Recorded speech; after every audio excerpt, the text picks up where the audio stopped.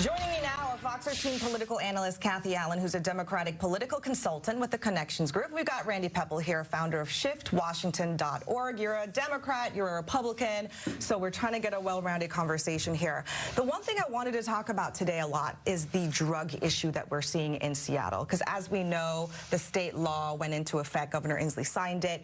Right now, the city of Seattle is the only one that hasn't adopted that state law. There is this back and forth of why they don't want it. Some council members want it, some don't. So in the last committee hearing, we know that it passed as far as they want to adopt a drug law, right? But the only council member right now that is against it is Teresa Mosqueda. As we know, Teresa Mosqueda is running for King County Council. But I guess I bring that up because is this issue important for voters, whether you live in Seattle or whether you live in King County? Well, it's a free vote for her. I mean, she is going to be a Seattle City Council member regardless of her race for King County Council. And so now she is going to be running for the King County Council with this hanging around her head. She won the primary with over 50% of the vote. She assumes that she's just moving on to the King County Council.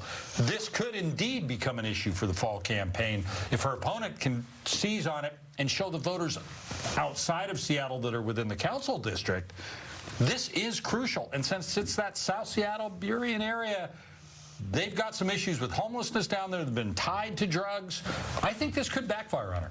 But the King County Council candidate, again, Teresa Mosqueda, does it help or hurt her in that race, in your opinion, Kathy? Well, it has to help her, given the fact that she's coming across as sort of an anti-drug bill in a place where there's an awful lot of problems with that. And even though King County has little to do with anything that has to do with any of this, including the sheriff's office, the fact is most of this stuff now is in West Seattle. That's her district, her new district. Why she is changing her perspective and lightening up is because the city of Seattle was her ground before. She represented all of the city.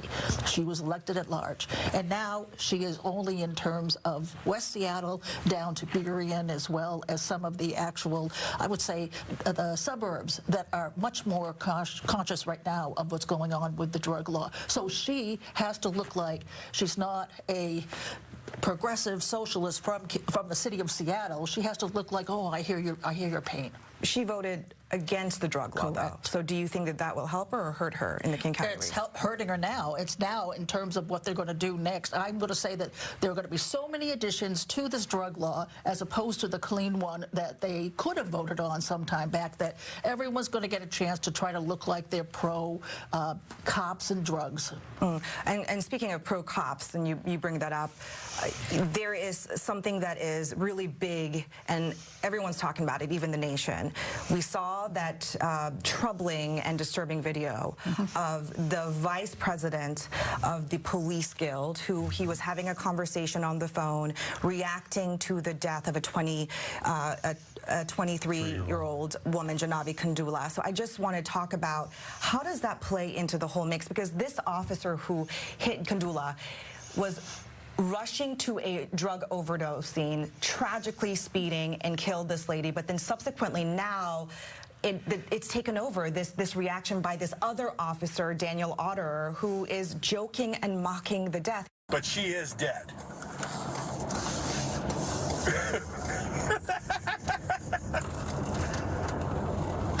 No, it's a regular person. This is not a good look. No, it's a crass look. It's a terrible look for the police guild.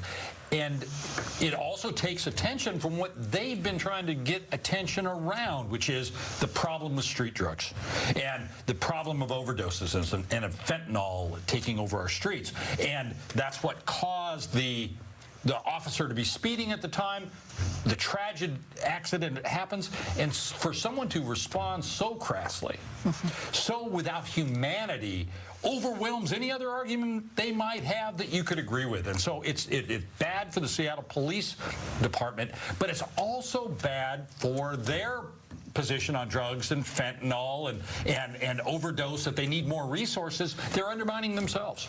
What's happened is that practically everyone that we know and have been polling in Seattle has said, all right, I know we have problems with some of our cops, but the fact is we need more police protection. We need more police on the street. We need this. And then this happens. Right. And I can tell you right now that the number of women particularly are going to hear this, that we are of little value value, according to the police union, that what's going to happen is that they're going to say, I'm not going to give them another penny. I don't want to talk about this. And I think you'll see a number of votes switch in that city council race based upon people who have been advocates of the police and people who have been advocates of the status quo. Whatever's going to happen, this is going to be one of the most important issues that goes with voters to the polls or goes with voters when they mark them in their own house. She says she's going to switch. Do you agree with that? I don't know that it's going to switch. I just think that it looks terrible for the police union, for their leadership, and they need to get out in front of this and put this aside. And the thing is, they've known about it for months. You know, they turned in, allegedly, the audio themselves, the body cam themselves to the city. So they should be better prepared to be responding and get out in front of it, because you don't want this type of individual crassness to overwhelm the public policy that needs to be discussed, which is the larger issue on drugs. I hate to say it, but that's well said.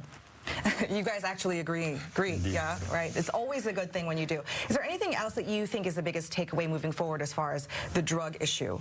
The issue is one now that nobody understands in the city of Seattle. They don't understand why the city council won't just make possession of drugs and public use of drugs illegal.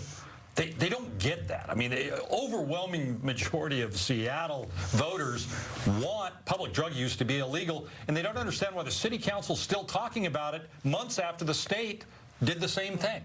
Well, so many people are definitely talking about this issue, and if you want to weigh in, or if you have any questions for Randy or Kathy, reach out to us here at Fox 13. You can reach us on various media platforms. So until next time, have a good day.